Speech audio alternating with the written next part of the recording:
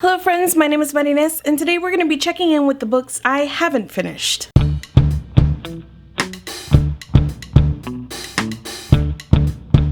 My channel has been a little quieter than usual and my reading has been all over the place, so I thought it would be fitting to check in with the books I haven't finished. I've talked about my reading habits a couple of times on this channel, but just to give this video context, in my later 20s I became a multiple book at a time reader. I never was before. I would read one book at a time and finish it and move on, but something about my later 20s and the shift in reading from being able to sit down and read for long periods of time to having to stick in reading wherever I could just made me more open to reading multiple books at a time, which I do now. I'm always juggling like 4 or 5 books. I also made a video about how hard I find it to call a book a DNF, did not finish, because I always have that little bit of hope in the back of my mind that I will come back to a book at a later time or in a different mood and be able to finish it. It's not a completely unfounded hope. I have and do come back to books and find it easier to come back to them if I know more or less what kind of reading mood I have to be in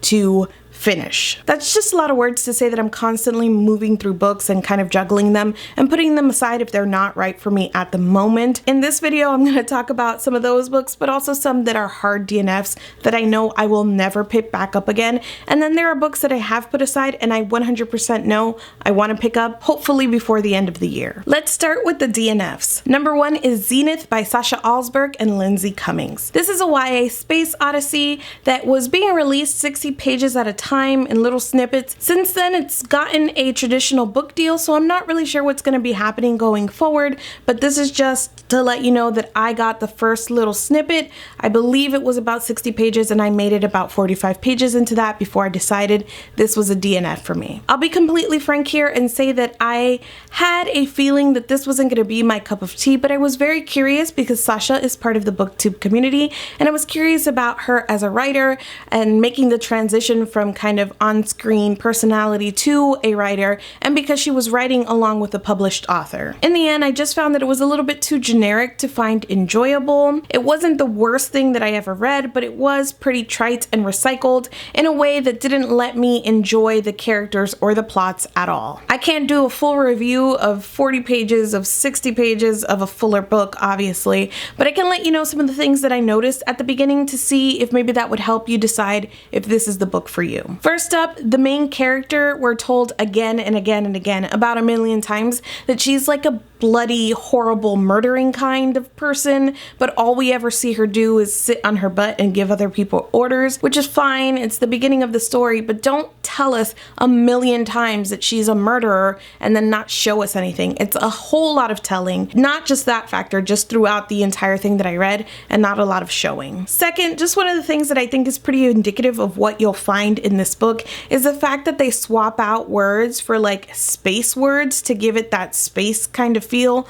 So the pilot isn't chewing tobacco, she's chewing moon chew. And they don't say the F word, they say fike over and over and over again. And it's just a swapping out of words for space words to give it that space feel in kind of a bargain way. 3, the beginning was just a little bit graceless and very info dumpy, as I mentioned, and not only in the description of the characters, but just in telling us what the world is like. I'm going to read you guys a passage to give you an example of what I'm talking about. 5 days ago, the girls had taken on a job to steal a starload of sealed biodrugs from the planet Solera and the Tavina system and deliver them to a satellite station just outside the planet Tenebris in the neighboring system of Prime. None of that means anything at all. It doesn't mean anything when you read it. It doesn't mean anything as you keep reading. There's no kind of context for what's going on. It's just a bunch of proper names to like scream space at you, but it doesn't mean anything. And so they use this kind of overload of just proper names and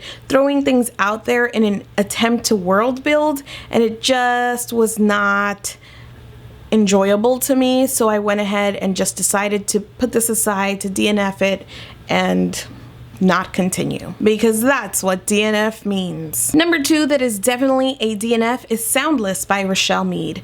Last year I tried to read the Vampire Academy books, the first one by Rochelle Mead, and that was also a DNF for me, but I got Soundless in a subscription box, I believe. I can't imagine that I got it anywhere else, and I gave it a try. I made it through the first couple of chapters, and after that I just couldn't.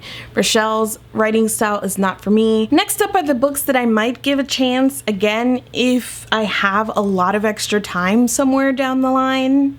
First up is A Gathering of Shadows by V.E. Schwab. This is the second book in the Shades of Magic series.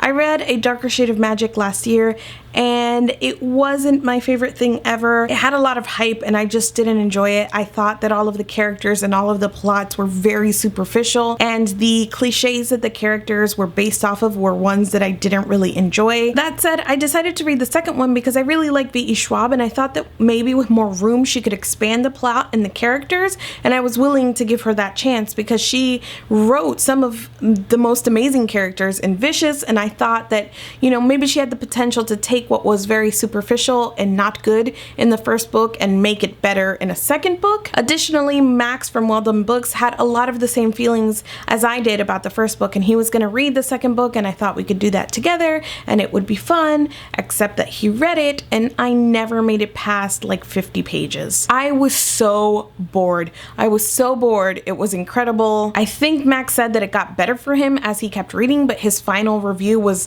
2 or 2.5 stars, so it didn't get like a lot better. And because we had so many of the same feelings about the first book, that kind of discouraged me, to be honest, about investing more time in this. Not that I never will, and not that I won't continue with the series and keep giving Schwab those chances, but for the time being, I'm not in the mood to read a 2-star book. Next up is Gathering Darkness by Morgan Rhodes, and apparently I'm having trouble with things that are gathering. This is the third book in the Fallen Kingdom series, which is one of the favorites of some of my friends who also have booktube channels, and we decided to buddy read this, and I read the first 2 books with a big group, and then we got to this book. I actually got the audiobook from the library and I started listening to it, and I had to stop that pretty immediately. One of the best things, one of the high points of this book is that it moves pretty quickly. There are a lot of other little quirks and problems, I think, with the story, but because it is so fast paced, you just kind of go along with it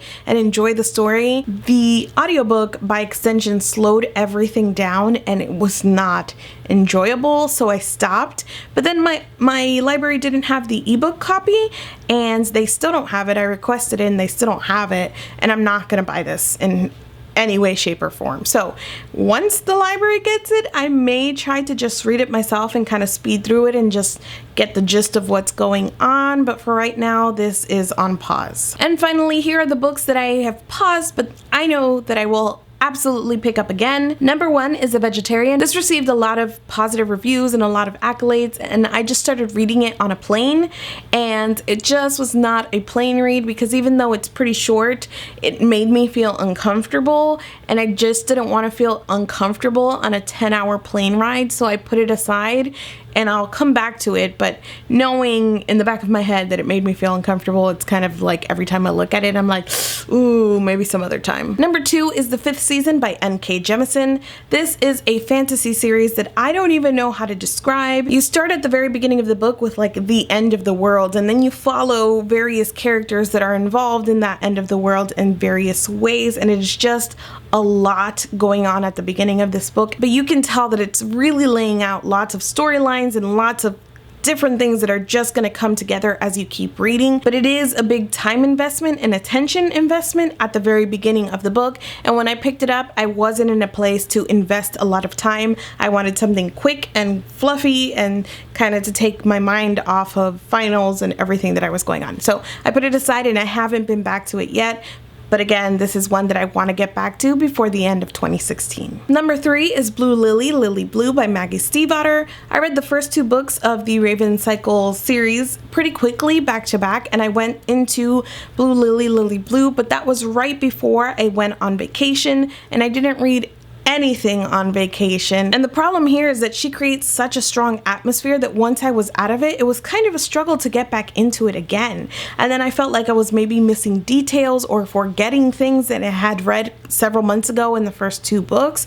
So it's very difficult to get back into the series, and I'm not sure if I'm just gonna jump in and kind of finish it any way that I can, remembering as much as I can and move on, or if I'm gonna go back and start again, which is a possibility that I have entertained. I don't know. I just feel like I need a lot of time to sit down with this and immerse myself again and kind of get going and flowing so I can finish off the series. Number 4 and lastly is The Sellout by Paul Beatty. I made it about 27% into this book and I stopped reading because I was listening to it on audiobook during my commute, and it was just too much wit and humor and sarcasm for me to feel like I was paying 100% attention to it. Like, I wanted to sit down with it and really examine the lines and pull things out because it is just that full of wit and commentary and just so many things. And then recently this was nominated for the Man Booker long list, so I am trying to read as many of the long list nominations as I can as well.